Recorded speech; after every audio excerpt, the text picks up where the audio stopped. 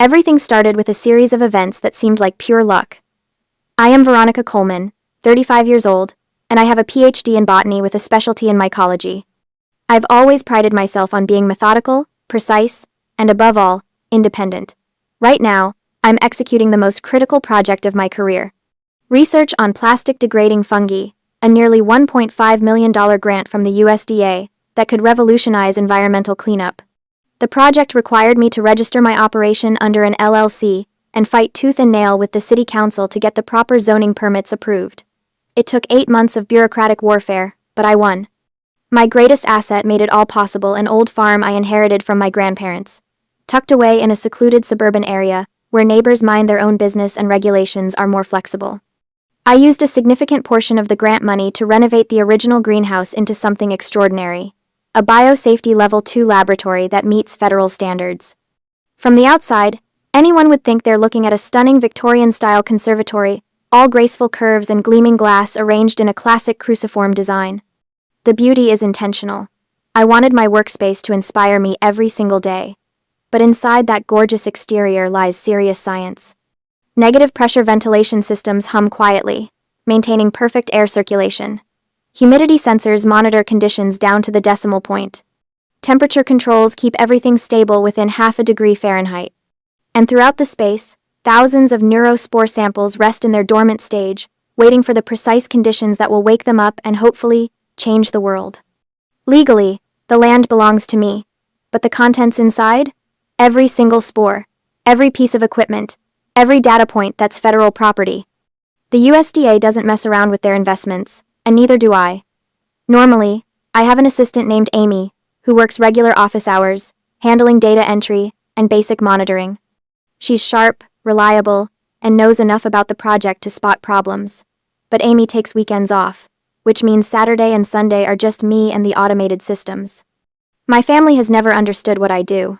My parents, Robert and Linda Coleman, are retired civil servants who spent their careers pushing papers and counting days until pension. My sister Tiffany is 29 and fancies herself some kind of social media influencer, though her follower count suggests otherwise. To them, my work has always been growing ornamental plants or playing in the dirt. They've never bothered to learn the difference between a hobby greenhouse and a federal research facility. 5 months ago, the family dynamics took a turn that should have been a red flag. My mother cornered me during Sunday dinner with what she clearly thought was a brilliant idea. "Veronica, honey," she said in that sweet voice that always precedes trouble, "Tiffany and I have been talking about her wedding venue." I kept eating my pot roast, hoping this conversation would stay theoretical. "That conservatory of yours," she continued, "it looks so natural, so upper-class trendy. All that glass and those beautiful iron frames, it would be perfect for a wedding. Very Instagram-worthy." The fork froze halfway to my mouth. "Mom, absolutely not." "But sweetie." "No." I set down my utensils and looked directly at her. "What I have out there is not a party venue. It's a federal research facility with active biological materials. There are biohazards. There are contamination protocols. There are laws." My father, Robert, leaned forward with that patronizing expression he perfected during his decades in municipal administration. "Now, Veronica, don't you think you're being a little dramatic? It's just plants." "It's not just plants, Dad. These are genetically modified organisms that could pose serious health risks if mishandled. The space is under federal jurisdiction. I could lose my career, my funding, everything." Tiffany, who had been scrolling through her phone during this entire conversation, finally looked up. "Come on, Ronnie. It's my wedding. Family should come first." "Family doesn't ask family to commit federal crimes." The table fell silent after that. I explained the biological hazards in terms even they could understand. I talked about the negative pressure systems, the contamination risks, the federal oversight. I watched their faces carefully, looking for any sign that they grasped the seriousness of what they were asking. When they nodded and changed the subject, I assumed they understood. I thought they respected my profession enough to accept my refusal. I was catastrophically wrong. My fatal weakness has always been my need for family validation. Despite their dismissiveness, despite their inability to understand my work, I still craved their approval. I wanted them to be proud of me, to see that I wasn't just their weird daughter playing with dirt. I was a scientist making a real difference. That weakness made me blind to what came next. According to the schedule they gave me, Tiffany's wedding was still 3 weeks away. They'd been planning for months, showing me venue photos, asking for my input on flowers, treating me like I'd naturally be part of the celebration. I had even started thinking about what dress to wear as her bridesmaid. The reality was devastating. The wedding was actually scheduled for 2 weeks from now. They had lied about the date from the very beginning, ensuring that I wouldn't be present at my own sister's wedding. But more than that, they had lied to create an opportunity. The week before the actual wedding, which I still believed was 3 weeks out, my parents showed up at my lab with what seemed like a peace offering. "Surprise," my mother announced, waving an envelope like a magic wand. "We got you something special." Inside was a 3-day, 2-night vacation package to something called the Mountain Vista Eco Lodge Retreat, tucked away in the mountains about 3 hours north. "We want you to truly rest," my father said, his voice warm with what seemed like genuine concern. "Let your spirit be completely at ease. We need you in your best state to be Tiffany's bridesmaid." My mother nodded enthusiastically. "I found this place while I was looking for honeymoon spots for Tiffany. The reviews are incredible. Digital detox, nature walks, meditation sessions. You work so hard, honey. You deserve this." I looked at the brochure. The lodge did look peaceful, all natural wood and stone, surrounded by pine trees, with promises of organic meals and sunrise yoga. The timing seemed reasonable. My project was in its incubation phase, meaning most of the work was automated. The system monitored itself, sending updates to my phone app. Everything had battery backup and a generator for emergencies. Besides, I was under pressure from the USDA sponsors for a comprehensive progress report. Taking 3 days to decompress before tackling that massive document actually sounded like responsible self-care. "You really think I should go?" I asked. "Absolutely," my mother said. "Consider it our gift. We want our bridesmaid looking radiant and relaxed." The more I thought about it, the more sense it made. 3 days away wouldn't hurt anything. The automated systems could handle themselves for a long weekend. Amy would be back Monday morning if anything went wrong. And honestly, I had been feeling the pressure lately. A little mountain air might be exactly what I needed. I left at noon on Friday, my car loaded with hiking boots and the novel I'd been meaning to read for months. Amy left work at her usual 5 p.m., locking up the lab and activating the weekend security protocols. As I drove toward the mountains, windows down and music playing, I felt something I hadn't experienced in months: genuine relaxation. For the next 72 hours, I would have no responsibilities except to myself. I had absolutely no idea that for the next 72 hours, my conservatory would be turned into hell. At 6 p.m. on Friday, exactly 1 hour after Amy left for the weekend, my parents set their plan in motion with the precision of career bureaucrats who understood how to manipulate systems. They had found exactly the right kind of locksmith for their purposes, the type who operates out of a van, takes cash payments, and doesn't ask too many questions about proper licensing or verification procedures. When he arrived at my front gate, he found what appeared to be a straightforward family emergency. My father, Robert, positioned himself next to the locked entrance while my mother, Linda, held her phone at the perfect angle for a video call. The locksmith watched as a young woman appeared on the screen, my sister, Tiffany, playing the role of her life. "Hi, sorry about this," Tiffany said to the locksmith through the phone, her voice pitched with just the right note of embarrassment and urgency. "I'm the homeowner, but I'm stuck out of town on a business trip for the next 10 days. These are my parents, and they're trying to get inside to feed my parrot before the poor thing starves." She held up what appeared to be a driver's license to the camera, though the locksmith was too far away to read the details. "I can give you my address, my full name, whatever you need to verify. I just really need someone to cut that lock so they can get inside." The locksmith looked at my parents, who radiated exactly the kind of concerned, middle-class respectability that screams reliability. My father wore his favorite golf polo, the one that made him look like someone who definitely owned property and cared about parrots. My mother clutched her purse with both hands and kept making worried noises about the poor little bird. "And to make this right," my father added, reaching for his wallet, "we'd like to pay you to install a brand new lock when you're done. Something better than this old thing. My daughter deserves proper security." The locksmith bought every word. Why wouldn't he? They were offering to pay him twice, once to cut the lock, once to install a replacement. They had the homeowner on video giving explicit permission. They looked exactly like the kind of people who would drive across town to save a pet. Within 20 minutes, my front gate swung open, but the real violation was just beginning. Once inside my property, They walked straight toward the conservatory, and that's when they encountered what should have stopped them cold. Bright yellow warning signs posted at every entrance. Warning. Federal Research Site. Biohazard. Authorized personnel only. Protective equipment required. Instead of recognition of what those signs meant, I later learned that my mother looked at them and scoffed. "Robert, look at this nonsense," she said, her voice dripping with disdain. "That girl always overdramatizes everything. Take these down for me, will you? They look absolutely hideous. How are we supposed to take proper wedding photos with these eyesores everywhere?" This was the moment that transformed their plan from simple trespassing into something far more serious: the willful sabotage of federal safety warnings. But in their minds, they were just clearing away their dramatic daughter's unnecessary decorations. My father systematically removed every single warning sign and stacked them behind the tool shed where they wouldn't spoil the aesthetic. Then, together, they located the main electrical panel and shut off the security camera system. "There," my mother said, dusting off her hands. "Now we can work in peace." The next call was to Tiffany, and I can only imagine the triumph in her voice when she answered. "We captured the garden house," my father announced. Tiffany immediately contacted her event planning company, the same agency she'd been stringing along for weeks, telling them the venue was almost confirmed and just waiting for final family approval. Within minutes, she had crews scheduled to arrive Saturday morning for setup. Meanwhile, 3 hours north in the mountains, I was settling into my eco-lodge experience with absolutely no awareness of the disaster unfolding at home.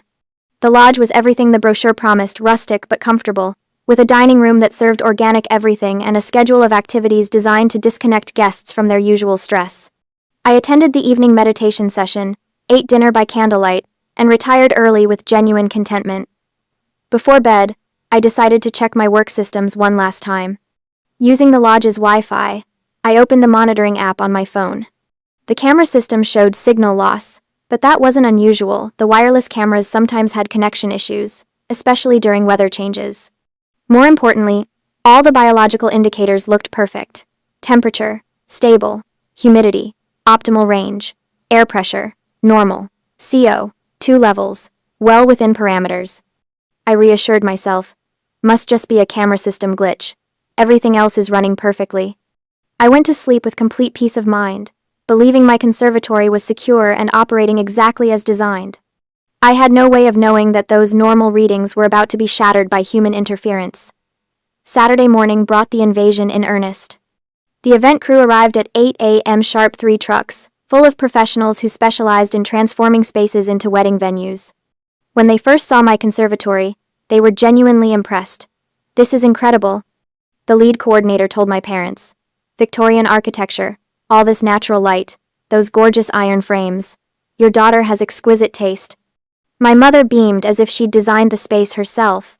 We knew it would be perfect for our Tiffany's special day. The crew got to work with the efficiency of people who'd done this hundreds of times, but their expertise was in event planning, not biosafety protocols.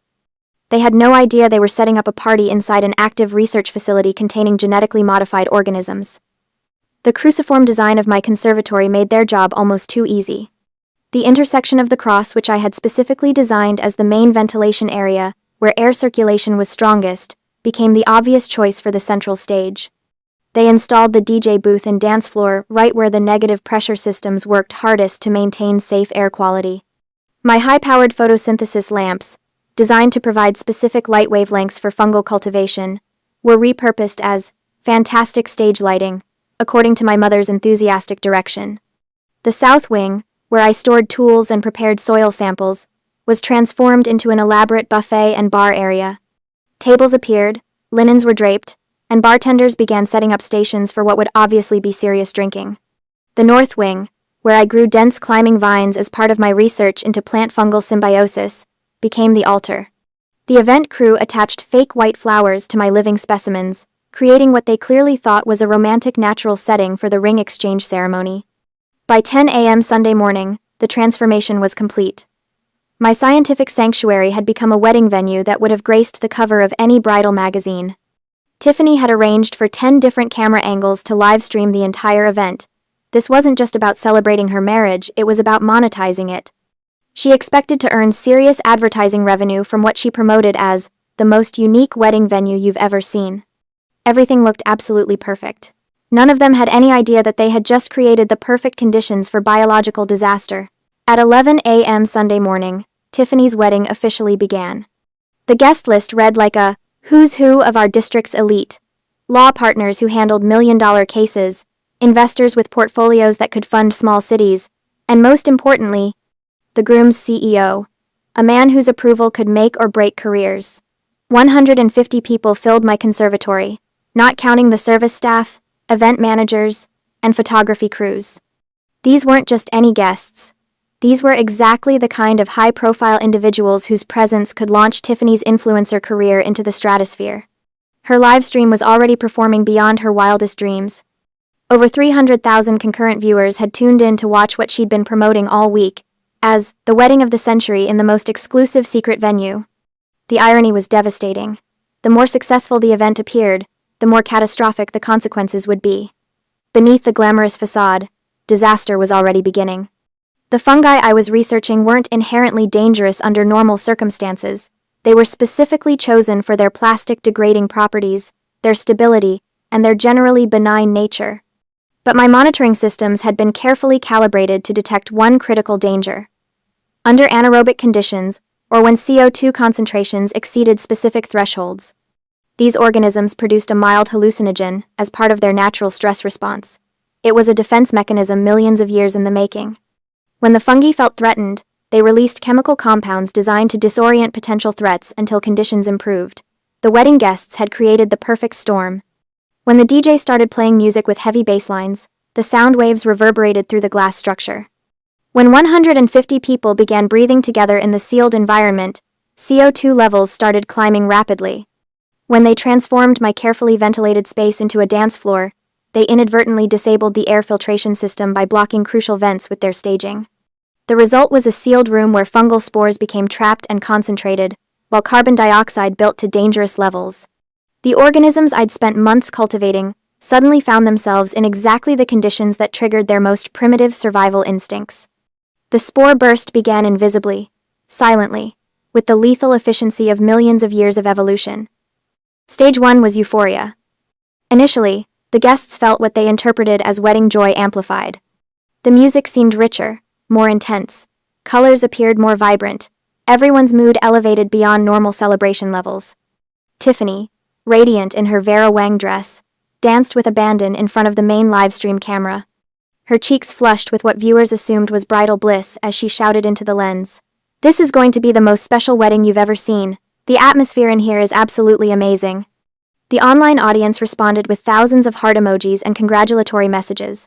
Comments poured in praising the venue, the dress, the obvious happiness of everyone involved. For 30 beautiful, terrifying minutes, it looked like Tiffany had achieved everything she'd ever dreamed of. Then, stage 2 hit. Irritation. The transition was as swift as it was horrifying. Joy curdled into something else entirely, as every guest began experiencing the sensation of thousands of ants crawling under their skin. The itching started subtly. A scratch here, a rub there, but escalated with frightening speed. Guests in designer suits and elegant gowns began clawing at their arms, their necks, their faces.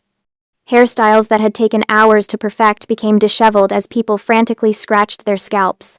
Makeup streaked and smeared as the need to scratch overwhelmed all social niceties. The live stream audience watched in growing confusion as the celebration transformed into something that looked increasingly disturbing. Comments shifted from congratulations to concerned questions. "Is everyone okay? Why is the bride scratching like that? Something seems wrong." Decided. But the worst was yet to come.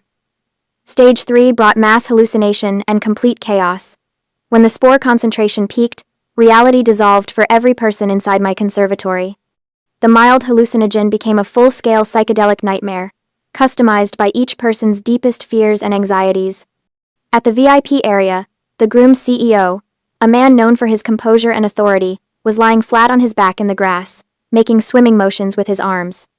In his altered state, he believed he was floating in a warm California ocean, enjoying the most relaxing vacation of his life. He called out to nearby guests about the beautiful dolphins and perfect waves. At the altar, Tiffany's dream wedding became a horror show. The bridal bouquet in her hands transformed, in her perception, into a grinning skull that whispered her name. Her magnificent Vera Wang dress, the one she'd saved for 2 years to afford, writhed around her body like a living thing. She screamed in terror, convinced that an enormous albino python was constricting her chest, cutting off her breathing. In front of 300,000 live-stream viewers, she began tearing the dress off her body, shredding thousands of dollars worth of silk and lace while screaming about snakes that existed only in her mind.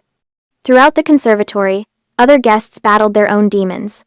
Some saw the walls melting like wax. Others believed they were being chased by invisible predators.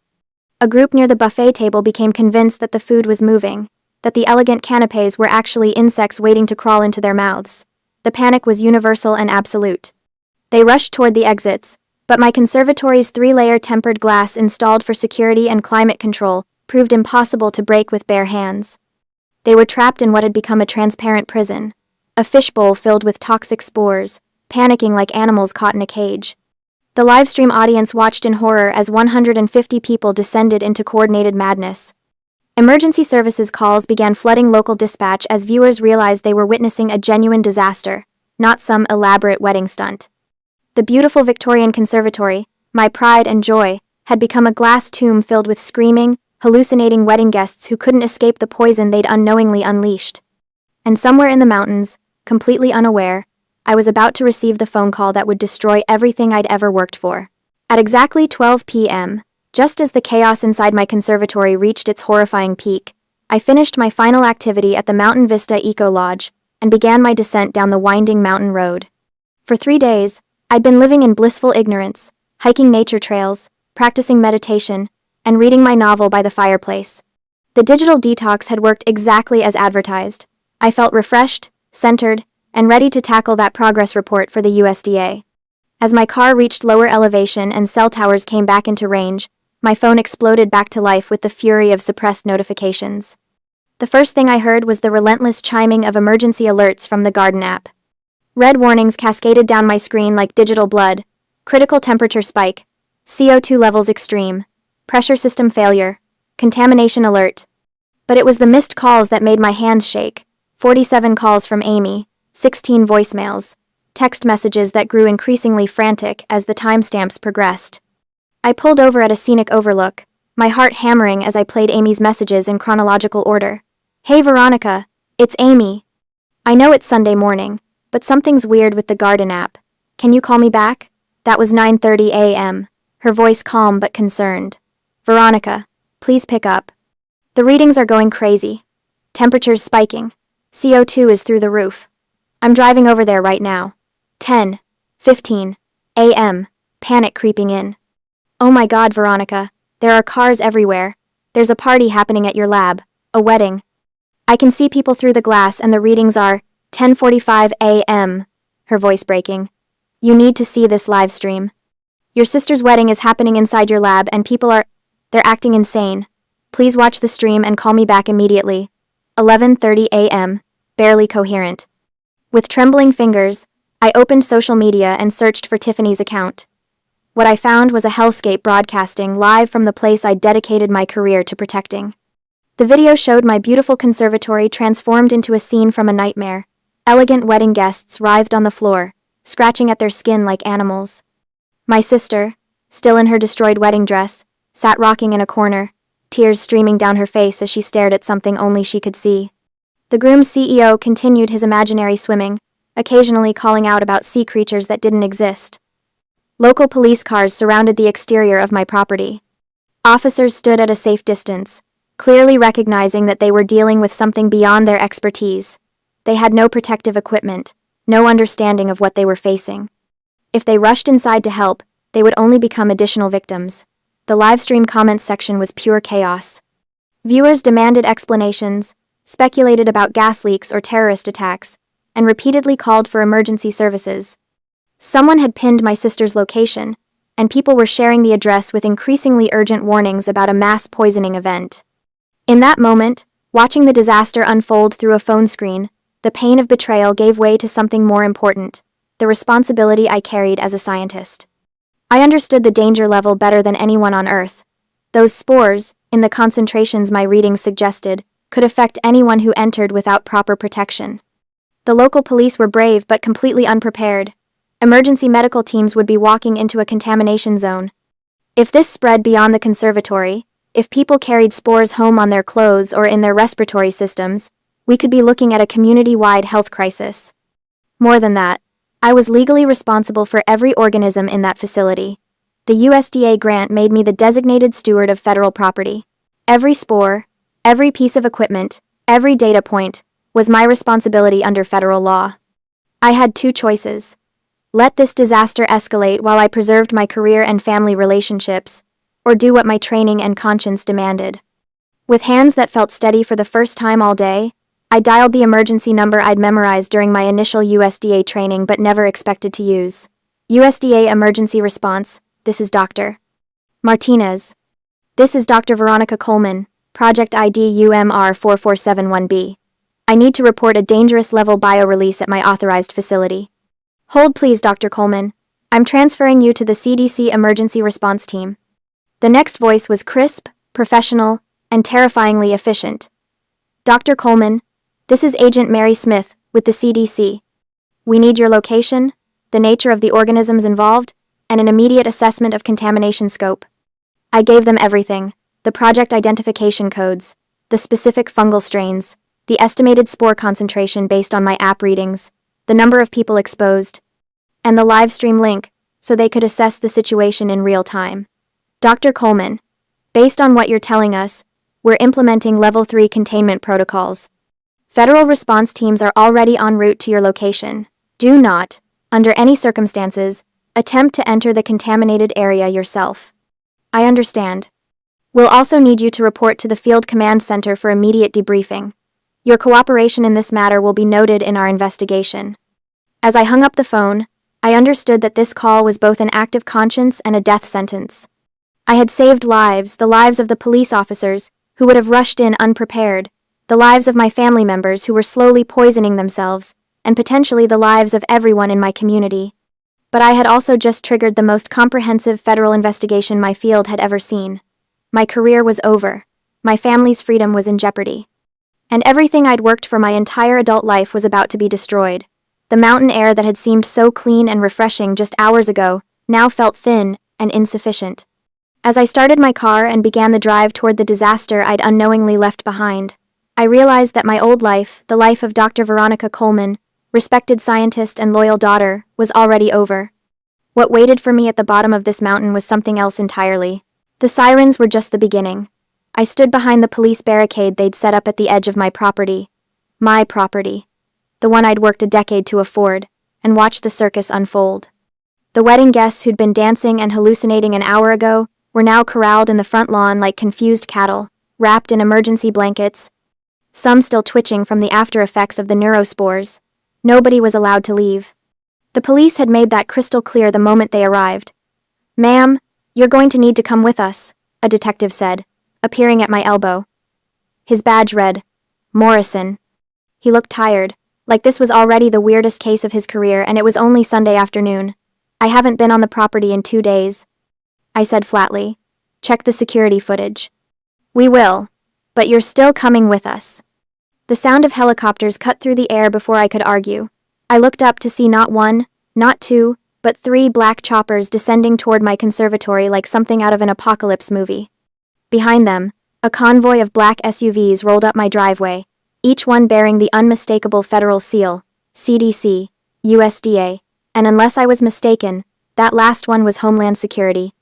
My mother's face, visible through the crowd of blanket-wrapped guests, had gone the color of old oatmeal, but her "Your family is claiming they didn't know about the biological hazards," Morrison said.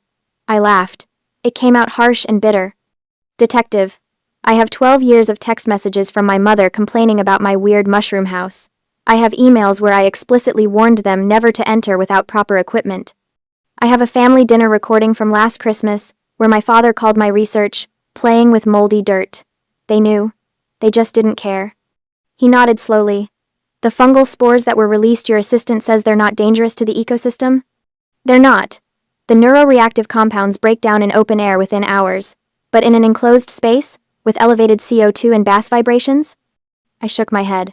"It's like setting off a hallucinogenic bomb, temporary, but intense. The guests will be fine in a day or two, physically at least." The emotional damage? I thought about the live stream. About the CEO of a Fortune 500 company crawling on the grass pretending to swim. About my sister ripping her Vera Wang dress to shreds while screaming about invisible spiders. About 146 people, relatives, business executives, socialites, reduced to viral memes, watched by 300,000 people. That, I said, is going to last a lot longer. They released me just after midnight. No charges. My mother, father, and Tiffany weren't so lucky. The federal government came down on them like the wrath of every regulation they'd ignored. I wasn't there for the official proceedings, but Amy sent me the court documents as they became public record. United States Department of Agriculture versus Coleman Family Estate. Count 1. Destruction of federal research property. The warning signs they'd removed, each one was federal property. Each one bore a government seal. Removing them wasn't just trespassing. It was tampering with a federal research site. Count 2. Causing risk of biological release. Even though the spores weren't dangerous to the environment, the potential for contamination triggered a mandatory federal response. Ignorance, the judge ruled, was not an excuse when the warnings had been clearly posted. The restitution demands arrived first. Grant restitution, $1,500,000. The entire project was contaminated, and the government wanted every penny back, plus damages. Environmental cleanup and hazardous waste disposal, $250,000. They'd brought in a 30-person hazmat team, destroyed every piece of furniture, excavated the contaminated soil, and sterilized the entire structure. Federal fine under the Plant Protection Act, $500,000. Maximum penalty for willful removal of biosafety signage. Total government liability, $2,250,000. My parents' homeowner insurance? Denied. Every cent of coverage, rejected with a single brutal sentence. This policy does not cover intentional criminal acts or violations of federal biosafety regulations. My father actually called me after he got that letter. I let it go to voicemail. I deleted it without listening. Then came the guests. 150 people, united in their fury and humiliation. They hired a law firm that specialized in class action suits, and that firm smelled blood in the water. The lawsuit landed like a guillotine. Medical costs. Every single guest had been rushed to the ER. Ambulances, emergency antidotes, toxicology screenings, psychiatric evaluations for the hallucinations. The bills averaged $2,500 per person, 146 guests, times $2,000. $500 equals $365,000. Personal property damage. The hazmat team hadn't just sterilized the conservatory, they'd destroyed everything inside. Vera Wang wedding dresses dissolved in chemical spray. Armani suits incinerated as contaminated material.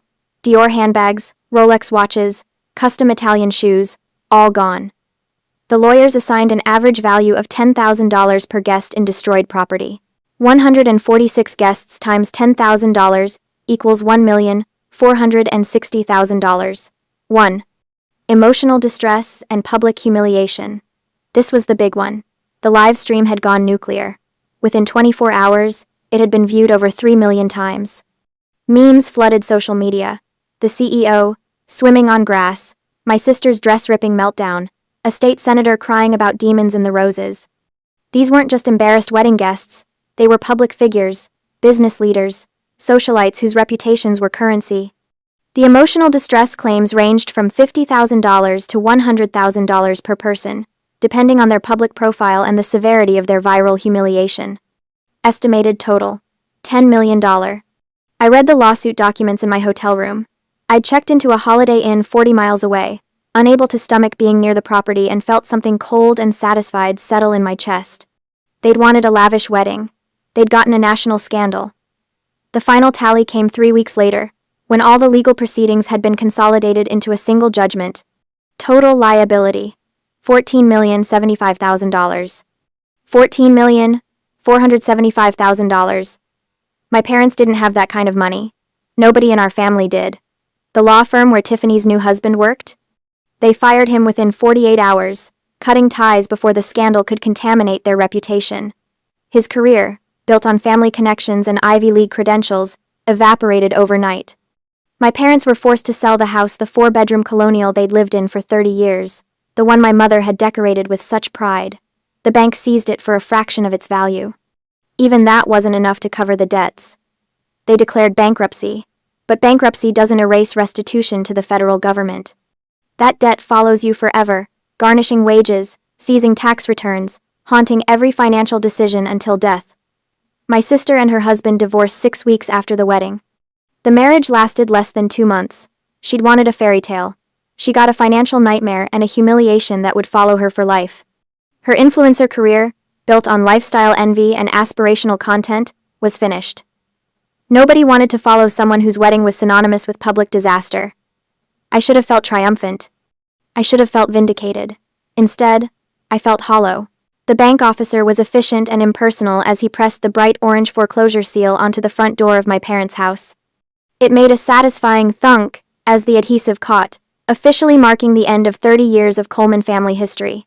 I stood at the curb, engine running, watching through my car windshield. I hadn't planned to come. I'd told myself I was done, that I'd moved on, that watching their house being seized was beneath me. But some curiosity had pulled me here, or maybe it was the need for closure. One last look at the place where I'd grown up feeling like a disappointing footnote in someone else's story. My mother had planted roses along the front walkway. They were blooming now, pink and white, oblivious to the drama unfolding around them. She'd always cared more about appearances than substance. The roses looked beautiful. The family inside had been rotten. The bank officer climbed into his sedan and drove away. The house stood empty now, windows dark, the cheerful yellow paint job my mother had insisted on last summer now looking garish and false. Like everything else about the Coleman family image, pretty on the surface, hollow underneath. My phone buzzed. Another message from Amy. The university confirmed your start date. August 15th. Congrats, Professor Coleman. Professor, not principal investigator, not lead researcher on a $1.5 million federal grant. Just professor.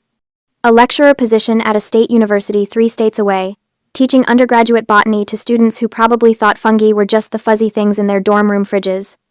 I'd lost everything, really. The conservatory, my dream, my passion project, the culmination of a decade of work was sealed by federal order. My professional reputation had taken a hit too. Not officially, the investigation had cleared me of wrongdoing, but whispers followed me anyway. That's the researcher whose family destroyed the federal grant project. She didn't secure her facility properly. Family drama contaminated millions in research. It didn't matter that I'd been the victim. In academia, scandal is scandal. I'd been soft. That was my crime. I'd known my family was selfish, manipulative, appearance-obsessed. I'd known they resented my success, that they saw my work as weird and my achievements as somehow embarrassing compared to Tiffany's Instagram perfect life. But I'd never suspected they'd do this. I'd never imagined they'd break into a federal research facility, remove biohazard warnings, and host a wedding reception in a BSL-2 lab just to avoid paying venue rental fees. That failure of imagination had cost me everything. My phone buzzed again. This time it was a news alert. Viral wedding disaster results in record lawsuit settlement. I didn't click on it. I'd lived it. I didn't need to read about it. My family had lost everything because of greed.